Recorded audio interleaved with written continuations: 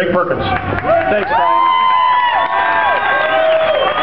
Good morning, everybody. Yeah. Can you hear me okay? Yeah. All right. Today on April 15, thousands of Americans are gathered for modern-day tea parties proudly named after the Boston Tea Party of 1773.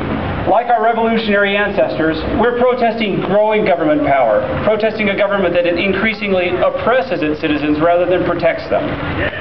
But what are we fighting for? Have we earned the right to call our protests by the same name the Founding Fathers used? Believe me, they understood exactly what they were fighting for.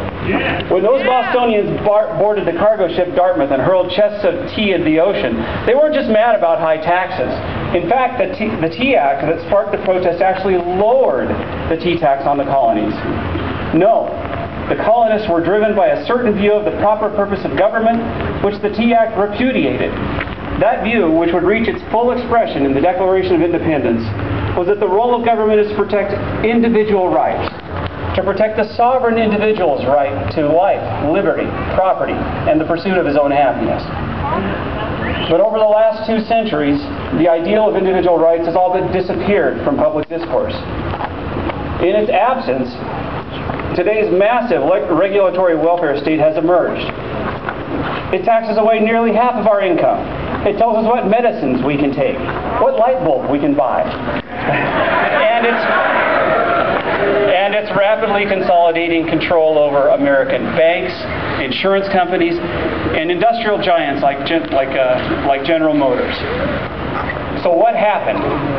Why did we abandon the American ideal? Above all, this happened because the ideal lacked a moral defense.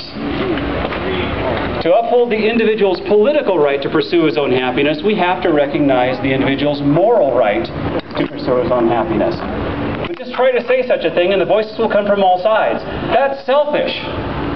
It's selfish to want to plan for your own retirement. What about those who aren't responsible enough to save?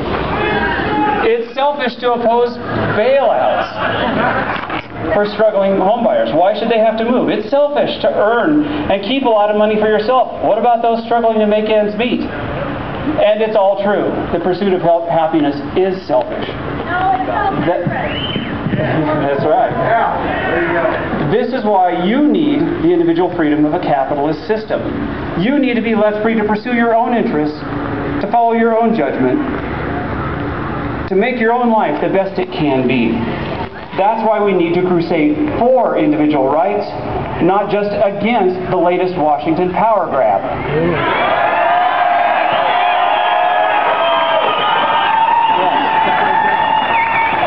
Now, to mount such a crusade requires more than protest slogans and picket signs. It requires the resolve to morally defend the individual's right to live for his own sake, not as a servant of society. Well, all the way around there, and there they are. So long as you are willing to concede that self-interest and the profit motive are immoral. Excuse me. So long as you are willing to concede that self-interest and the profit motives are immoral, and that self-sacrifice for the common good is a moral ideal, then you will continue to see freedom diminish and prosperity decline. In my judgment, the only philosopher to provide such a moral defense of capitalism is Ayn Rand, author of Atlas Shrugged. Yes. And Capitalism, the Unknown Ideal. So I'll close with her words. The world crisis of today is a moral crisis, and nothing less than a moral revolution can resolve it. A moral revolution to sanction and complete the political achievement of the American Revolution. You must fight for capitalism, not as a practical issue, not as an economic issue, but with the most righteous pride as a moral issue. That is what capitalism deserves, and nothing less will save it. Thank you, Greg.